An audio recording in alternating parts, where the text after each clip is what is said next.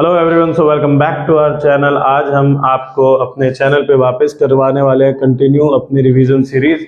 तो आज की क्लास में हम करेंगे revision of class 12th economics, जिसमें हमने अपना वापस पहले से जो सेलेक्ट कर रखा है नेशनल इनकम। तो नेशनल इनकम में पिछली दो वीडियोज के अंदर हमने क्या क्या पढ़ लिया। हमने पढ़ लिया सर कि इनकम क्या होता है, नेशनल इनकम किसे कहते हैं। नेशनल इनकम के बाद अपना इकोनॉमी, सर्कुलर फ्लो, चारों सेक्टर्स, इंजेक्शन, लीकेज, सब। उसके बाद आपका रियल फ्लो, मनी फ्लो। फिर हमने अगले वीडियो में हमने पढ़ा normal residents, domestic territory, citizenship, residentialship, final goods, intermediate goods, capital goods, consumer goods, और फिर हमारे durable, non durable, semi durable services, factor income, transfer income, depreciation, capital loss. तो इतने टॉपिक्स हम अपने कवर कर चुके हैं। और आज की क्लास में जो हम पढ़ने वाले हैं उस टॉपिक का नाम है रूल्स ऑफ कन्वर्जन। तो रूल्स ऑफ कन्वर्जन आज की क्लास में हम पढ़ने वाले हैं। तो आइए स्टार्ट करते हैं हम अपनी आज की क्लास।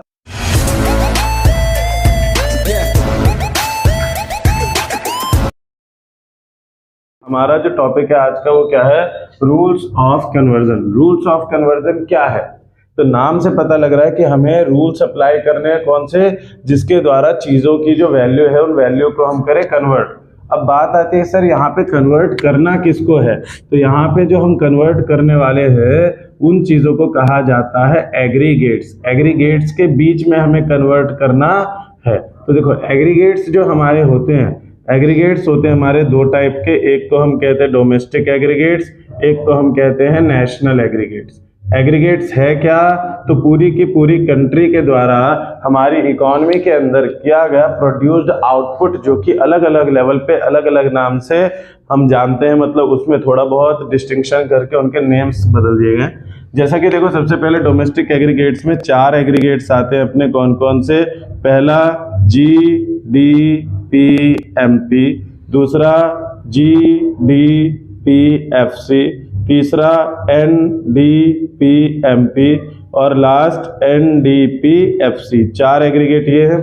फिर नेशनल वाले एग्रीगेट्स जो हैं वो 4 हैं, कौन कौन से, तो वो भी इसी प्रकार GNPMP, GNPFC, NNPMP और लास्ट अपना NNPFC। अब देखो बात क्या है, बात है कि सर इन सभी का मीनिंग क्या है। तो देखो GDPMP का मतलब है gross domestic product at market price. मतलब कि हमारी पूरी की पूरी कंट्री के अंदर जितना भी डोमेस्टिक टेरिटरी के अंदर जितना भी प्रोडक्शन हुआ है, मार्केट के रेट के अकॉर्डिंग जब हम उनकी वैल्यूज को पता लगाते हैं तो उसको हम कहते हैं क्या, GDPMP कहते हैं। फिर उसी चीज को अगर हम फैक्टर कॉस्ट के बेसिस पे जानेंगे तो that will be gross domestic product at factor cost. फिर अब क्या है कि जब हम प्रोडक्शन करते हैं तो जितना भी आउटपुट हमने प्रोड्यूस किया है, जरूरी नहीं है कि सारा का सारा ही सोल्ड आउट हो जाए, हो सकता है थोड़ा बहुत खराब भी हो उसमें से, है ना, डिफेक्टेड पीस भी होते हैं। तो उन सबको अगर हटा दिया जाए तो फिर हमारा आता है net domestic product at market price, और एट द एंड हमारा क्या आएगा, NDPFC, net domestic product at factor cost, की नेट हमारे पास कितना सामान बचा है खर्चे के आधार पे। अब दूसरी बात क्या आती है कि सर जो हमारे पास नेट सामान बचा है खर्चे के आधार पे, हम मार्केट में उसी को तो सेल करेंगे, है ना, मार्केट में वही सोल्ड आउट होगा पूरी कंट्री के डोमेस्टिक टेरिटरी के अंदर। अब बात क्या आती है, तो हमने कल ही जब सर्कुलर फ्लो पढ़ा था तो मैंने आपको एक पॉइंट बताया था कि हमें इकोनॉमी के अंदर एक पॉइंट हमेशा कंसीडर करके चलना है, क्या, कि एक पर्सन का जो खर्चा है, एक पर्सन का जो भी खर्चा होता है, one persons expenditure is always another persons income, कि एक व्यक्ति के द्वारा किया गया खर्चा हमेशा किसी न किसी दूसरे व्यक्ति के लिए इनकम ही कंसीडर होता है। फॉर एग्जाम्पल, मैं अगर मार्केट में कुछ सामान खरीदेंगे तो मेरा तो खर्चा है, पर अगले की क्या है, इनकम। तो यहाँ पे मैं ये बताना चाह रहा हूँ कि जो भी हमने total net domestic product at factor cost produce किया है वही मार्केट में सेल होगा, और वही मार्केट में जब सेल होगा तो उसमें से कुछ प्रॉफिट मेरा, और बाकी जो भी मैंने खर्च किए वो मेरे लिए क्या है, एक्सपेंस है। पर इस इकोनॉमी के अंदर तमाम ऐसे लोग हैं जो उस प्रोडक्ट की सप्लाई में लिंक्ड हैं, उन सब के लिए वो क्या कहलाएगा, इनकम कहलाएगा। तो अगर हम पूरी इकोनॉमी को एक सिंगल कंसर्न में पढ़ें तो नेट डोमेस्टिक प्रोडक्ट हमारे देश के अंदर की इनकम कहलाती है। That's why NDPFC is also called domestic income. क्या कहते हैं इसको, डोमेस्टिक इनकम कहते हैं। इसी प्रकार आ जाओ नेशनल पे, तो GNPMP gross national product market price पूरी कंट्री के अंदर भी और बाहर भी जो हमारे देश के लोगों ने काम किया उसकी मार्केट रेट की वैल्यू, उसकी फैक्टर कॉस्ट की वैल्यू, उसकी नेट वाली value, GNPMP gross national product market price, GNPFC gross national product factor cost, NNPMP net national product market price और NNPFC net national product at factor cost. मतलब ये क्या है, एनएनपीएफसी ये पूरी कंट्री के द्वारा प्रोड्यूस किए गए आउटपुट का एक बैलेंस्ड मात्रा में बता रहा है कि हमारा नेट कितना बचा जिसको हम सप्लाई करने वाले हैं, और जितना सप्लाई होगा मार्केट में उतना पैसा आएगा, और जो भी पैसा आएगा वो at the end of the very primary sector it will be income for other segments, कि हमारे लिए थोड़ा सा इनकम है पर जो बच गया वो दूसरे ने किसी के लिए तो इनकम है।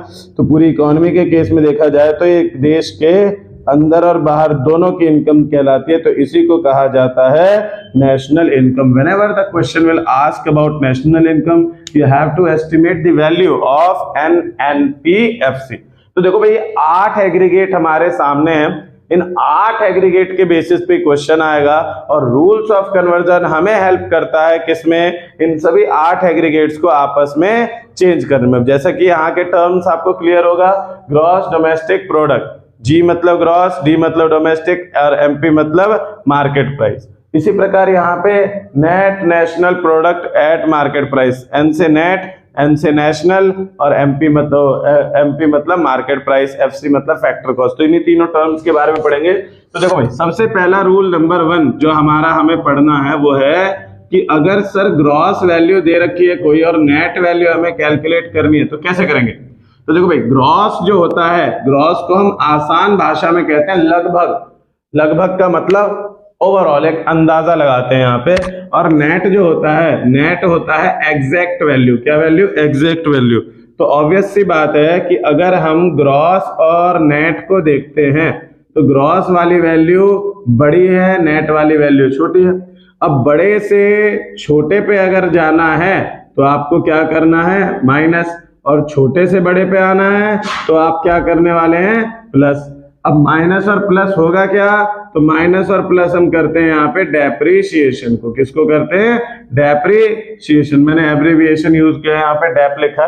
अब देखो यहां से हमारे पास फॉर्मूले आते हैं 3, कौन कौन से। पहला कि सर अगर हमें ग्रॉस वैल्यू कैलकुलेट करनी है तो नेट वैल्यू हमें गिवन होगी, तो नेट में डेप्रिसिएशन को ऐड कर दो, आगे ग्रॉस। नेट वैल्यू अगर आपको कैलकुलेट करना है तो आपको ग्रॉस गिवन होगा, तो आप ग्रॉस में से माइनस कर दो डेप्रिसिएशन।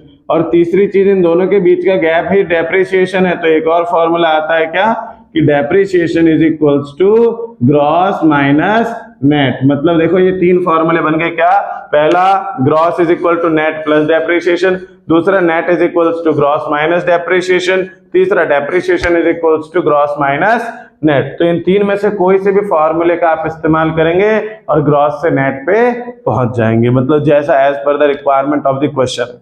अब दूसरा रूल हमारा है मार्केट प्राइस और फैक्टर कॉस्ट का। क्या है, मार्केट प्राइस और फैक्टर कॉस्ट। तो देखो भाई मार्केट प्राइस और फैक्टर कॉस्ट में क्या है, तो मार्केट प्राइस मतलब जिस रेट पे मार्केट में प्रोडक्ट अवेलेबल है, और फैक्टर कॉस्ट क्या है कि उसमें खर्चा कितना आ रहा है। अब ये बताओ जो मार्केट में रेट है वो ज्यादा होगा कि खर्चा, तो ऑब्वियसली सर मार्केट का रेट बड़ा है। अब देखो बड़े से छोटे पे जाना है तो माइनस, छोटे से बड़े पे आना है तो प्लस। लेकिन यहाँ किसका इस्तेमाल करेंगे, NIT का। किसका करेंगे, NIT का। अब एज पर द ग्रॉस और नेट वाला रूल अपना, यहाँ पे भी हमारे को फॉर्मूला मिल जाएगा। क्या, कि if we have to calculate the value of MP पता लगाना है तो एफसी में NIT को ऐड कर दो क्योंकि एफसी छोटा है। एफसी पता लगाना है तो एमपी गिवन होगा, उसमें से NIT माइनस करेंगे। और अगर NIT पता लगाना है तो हम करेंगे MP माइनस FC। अब बच्चों के मन में आएगा सर ये MP तो क्लियर है, मार्केट का रेट, फैक्टर कॉस्ट भी क्लियर है, NIT क्या है। तो देखो भाई NIT जो है, अब इसको हम यहाँ पढ़ेंगे, बॉक्स के अंदर करेंगे इसको। देखो NIT जो है इसकी फुल फॉर्म होती है नेट इनडायरेक्ट टैक्स, कि आपने नेट कितना टैक्स भरा है। अब नेट टैक्स हमारा कैलकुलेट कैसे होता है, तो नेट टैक्स अगर आपको निकालना है तो आपने कितना टैक्स भरा माइनस गवर्नमेंट ने आपको वापस कितना करा। अब आप जब टैक्स भरेंगे तो उसको आप कहते हैं इनडायरेक्ट टैक्स। क्या कहते हैं? Indirect tax. और गवर्नमेंट जो आपको देती है उसको कहा जाता है सब्सिडी। क्या कहते हैं? सब्सिडी। तो यहाँ पे फॉर्मूला मिलेगा नेट इनडायरेक्ट टैक्स जो है can be calculate bye indirect tax minus subsidies.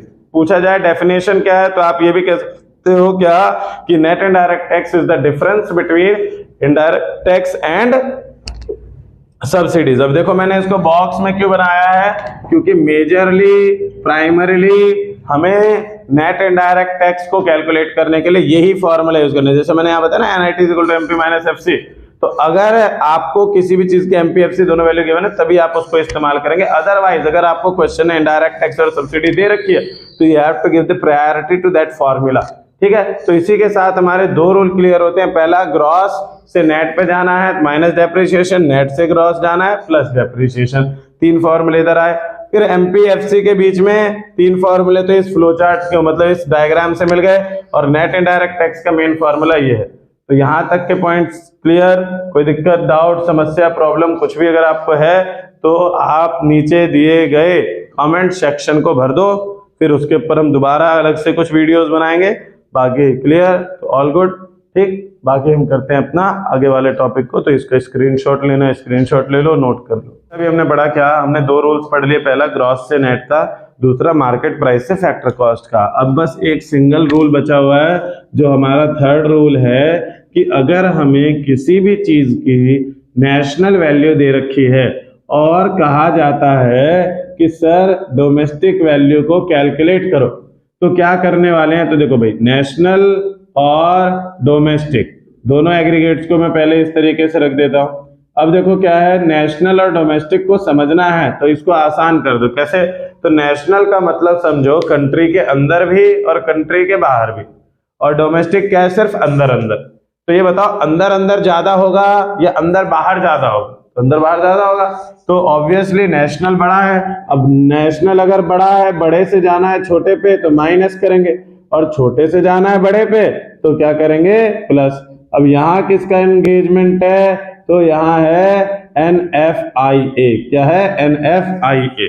अब देखो इधर से भी तीन रूल क्रिएट होंगे। क्या? तीन फॉर्मूले। पहला, अगर आपने नेशनल वैल्यू पता लगानी है तो भाई डोमेस्टिक आपको दे रखा होगा, डोमेस्टिक में प्लस कर दो NFIA, क्योंकि डोमेस्टिक छोटा है।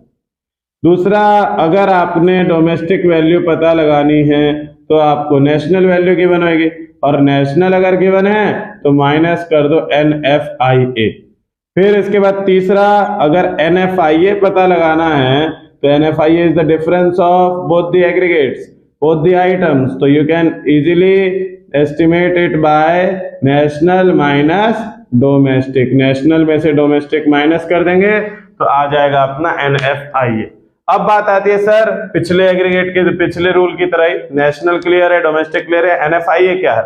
तो देखो जी, NFIA जो है हमारा, इसकी फुल फॉर्म होती है net factor income from abroad, कि हमने बाहर दूसरी कंट्री से कितना पैसा अर्न किया है। अब net factor income from abroad में क्या है? बाहर कंट्री से आपने नेट पैसा कमाया कितना, और इसको हम कैलकुलेट कैसे करेंगे? तो it can be calculated by factor income from abroad, कि बाहर से आया कितना पैसा, लेकिन हमें तो नेट अमाउंट चाहिए, तो नेट कैसे निकलेगा? इसमें से माइनस कर देते हैं फैक्टर इनकम टू अब्रॉड, कि बाहर से आपने पैसा जनरेट कितना करा और बाहर आपने खर्च कितना करा। फ्रॉम मतलब कितना कमाया, टू मतलब कितना खर्च किया, तो from minus two is equals to NFIA। तो इसी के साथ हमारे तीनों रूल्स क्लियर होते हैं, सारे एग्रीगेट्स का मीनिंग हमारा क्लियर होता है, हमें ये पता लग गया कि ये रूल्स अप्लाई कहाँ होने हैं। तो इसी के साथ अब हम करेंगे इसके 2 से 3 क्वेश्चंस एग्रीगेट के रिलेटेड, और उसी के साथ अपनी आज की वीडियो हो जाएगी यहीं पे समाप्त। बाकी मिलेंगे आपसे फिर दोबारा, तो 2 मिनट के गैप के साथ हम करते हैं इसको वापस से वाइप आउट और क्वेश्चन सॉल्व। ठीक है, तो इसको उतार लो, स्क्रीनशॉट लेना है, जो लेना है वो ले लो। जो टॉपिक है अगला है कि हमारे एग्जाम में किस प्रकार से क्वेश्चन आएंगे रूल्स ऑफ कन्वर्जन के। ठीक है, तो क्वेश्चंस को बताते हुए मैं तुम्हें उसे सॉल्व करने की भी चीज बताऊंगा। देखो क्वेश्चन आते हैं 2 टाइप के। पहला कि जब आपको सिर्फ और सिर्फ only one aggregate is given, अगर आपको सिर्फ और सिर्फ कोई एक एग्रीगेट गिवन है तो क्या होता है। और दूसरा आता है मोर देन वन एग्रीगेट, एक एग्रीगेट से ज्यादा गिवन है अगर आपको, तो आपको क्वेश्चन क्या बोलेगा, क्या मांगेगा। तो देखो भाई, सबसे पहले अगर सिर्फ एक एग्रीगेट गिवन है तो क्वेश्चन कहेगा इसको कन्वर्ट करो इनटू अदर एग्रीगेट, इसको किसी दूसरे एग्रीगेट में कन्वर्ट करो।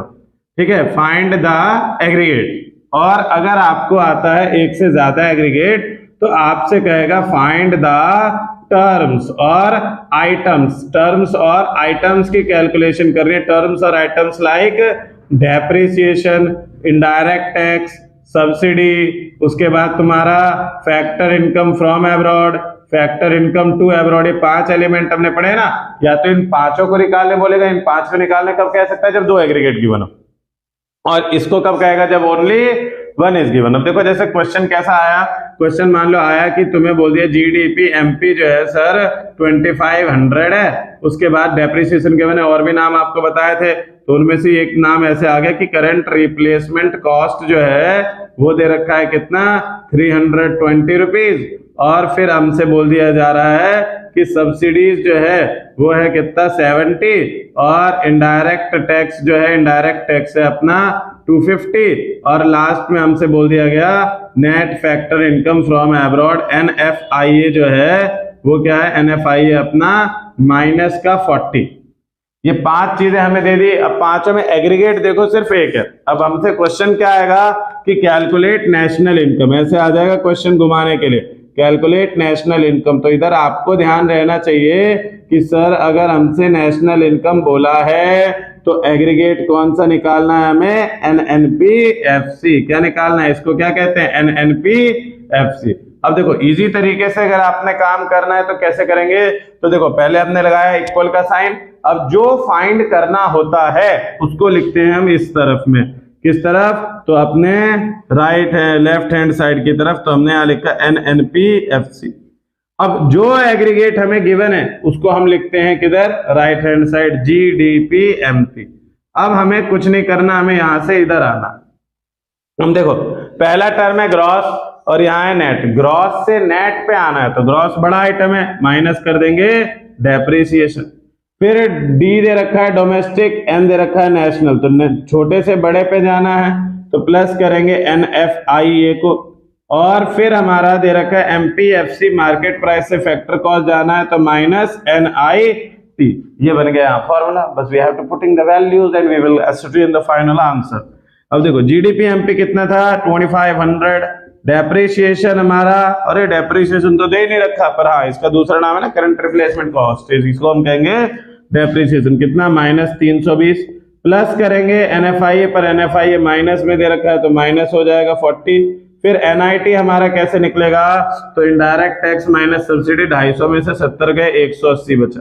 पूरा जब सॉल्व करेंगे तो we will getting the final value which is 2500 minus 320 minus 180 minus 40 is equals to 1960। अब देखो इसके बाद जैसे ही आपका फाइनल आंसर आता है तो इट इज योर ड्यूटी कि आप वहां पे क्या करेंगे, ऐसे करके रुपीस का साइन लगाएंगे आगे, और पीछे में यहां जैसे भी दे रखा हो, मान लो इसमें बोला है इन लैक्स, लैक्स में दे रखा है तो इसके पीछे आपने लिखना भी है कि इतना लाख जो है वो है हमारा नेशनल इनकम। तो is it clear to everyone कि देखो सिंपल है, कुछ नहीं करना, एक तरफ इक्वल को मतलब बराबर का साइन लगा, जो फाइंड करना है वो उधर, जो दे रखा है इधर, रूल अप्लाई कर दिया, हो गया।